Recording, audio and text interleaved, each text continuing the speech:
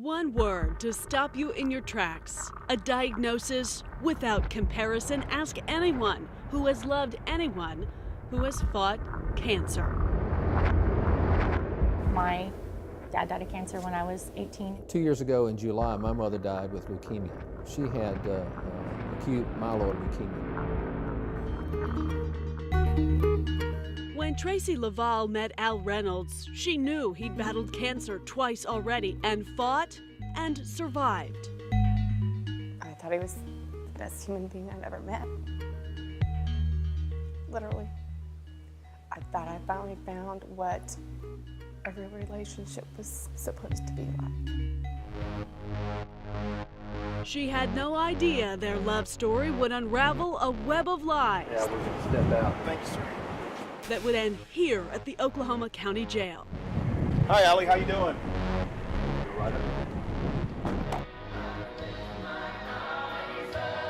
They met at church, two single parents who'd found love once again. You know, we're trying to teach our children the right way to have a courtship. So. A few months into their courtship, on Father's Day weekend, Al dropped a bombshell. His cancer was back. He told me his cancer is back.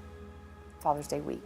He had a form of leukemia that was curable, 85% curable, and he wanted to let me know prior to him telling our daughter.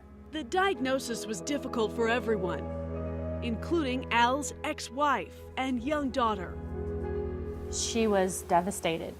You hear the word cancer, and, you know, he kind of tugged at her emotions, and, you know, it's curable, but was always the lingering questions. Shauna Nord helped their daughter through depression and anxiety.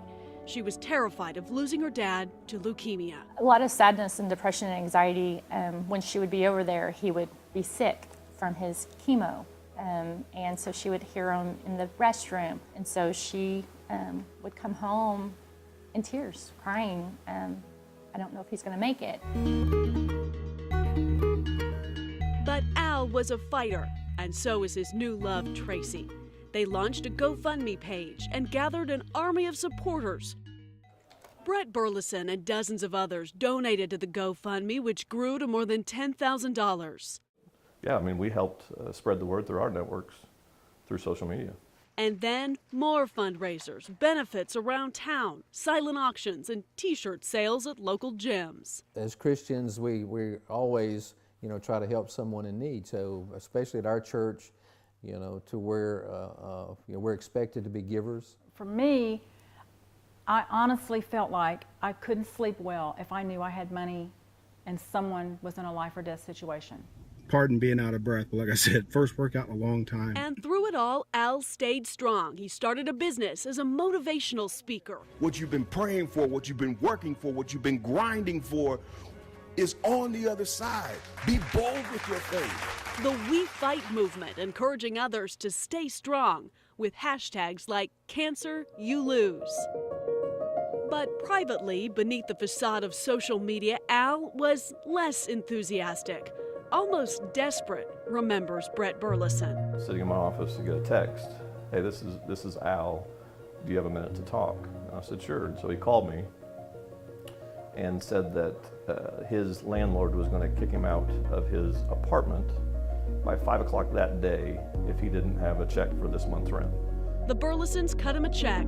Daryl and Debbie Mason did the same. Twice, they floated him more than $10,000 to make ends meet. I was caught up in trying to do the right thing. So we're just giving people and we're expected to give. So, that's just what we do. And then the Masons hired Al to do a website for their business. Met with me right here in my home and gave me these elaborate presentations, and here's what we can do, and I was very impressed. And honestly, for a while it went really good until it went south. Around that same time, things with Tracy were also going south. Al had racked up $12,000 in charges on her credit card. She discovered her diamond engagement ring was a fake. This is what he does. Preys on, money, people with money, or Christian women, or people that are compassionate and caring and giving. He's very charismatic. You'll find And that then too. doubt about the cancer. Crept in like a cancer itself. Did you ever take him to a chemotherapy treatment? No, Radiation treatment? no, Did you ever see a bill come in? never. Those questions started burning a hole in her heart. Could it be he was making it up? Could it be Tracy's fiancé was lying to his own family about this? Coming up after the break, we track down Al Reynolds on his way to the Oklahoma County Jail. Do you have cancer? Our jailhouse confrontation, next on News Channel 4.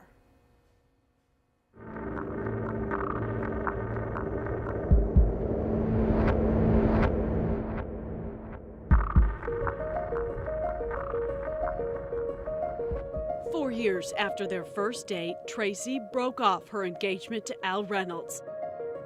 Those seeds of doubt had sprouted deep roots, deep enough to call into question what she thought she'd seen and heard.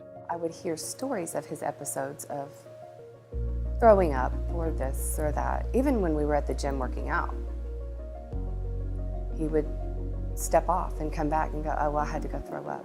Tracy called Oklahoma City police. White-collar crimes detectives started investigating Al's claims of cancer, interviewing family and friends who had also started getting concerned. We just kind of started having doubts about what was going on. And You so don't look like a healthy man that is walking the street going to the gym every day. You know, if you're that's kind of sick, you know, with basically blood cancer is, you know, look pretty darn good shape. Detectives searched desperately for any evidence that Al Reynolds had been treated for cancer. Instead, police unearthed a pack of lies that stretched back years. Just absolute fraud. And this defendant defrauded just good-hearted people who were very benevolent and loving and just wanted to help someone they didn't even know who thought they had cancer. On a Friday afternoon, officers arrested Al Reynolds at his home in Edmond on 5 felony charges. Hi, Allie, how you doing? Police have accounted for more than $60,000 in donations. Al, what did you do with everyone's money? I didn't do anything with everyone's money. We'll have a comment for you through our attorney. Donations for cancer he has never had. Do you have cancer? We'll have a comment for you through our attorney, Allie. Thanks for coming out and seeing us. Some people feel like you lied to your family about your own cancer. Again, no comment. Thank you. Have a good day, Allie. I lived, 4 years of my life believing so many lies that were very, very believable. And I was fooled. I was betrayed. I was deceived. I'm angry that the person my daughter thought was her dad, this godly man that went to church every Sunday, that served, had her for almost 5 years thinking that he might die. I know what that feels like as a kid, and so watching my daughter go through it, I'm angry that he did it. It's just absolutely despicable. I don't know any other way to describe this type of behavior with this defendant or any others. He's just a thief of the lowest form. We called Al Reynolds to ask again about the cancer and the donations and the state's case against him. He pretended to be somebody else. He is not available. If you're wanting to reach him, you can reach him through his attorney. He's not making any comments at this time. These people create their own hell.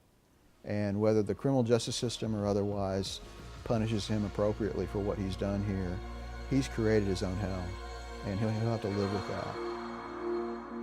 Ironic, perhaps, medical records indicate he will live with that, cancer-free. For his victims, on the other hand, there is no remission, no comfort, no cure from the pain of this kind of deceit. Allie Meyer, Oklahoma's News Channel 4.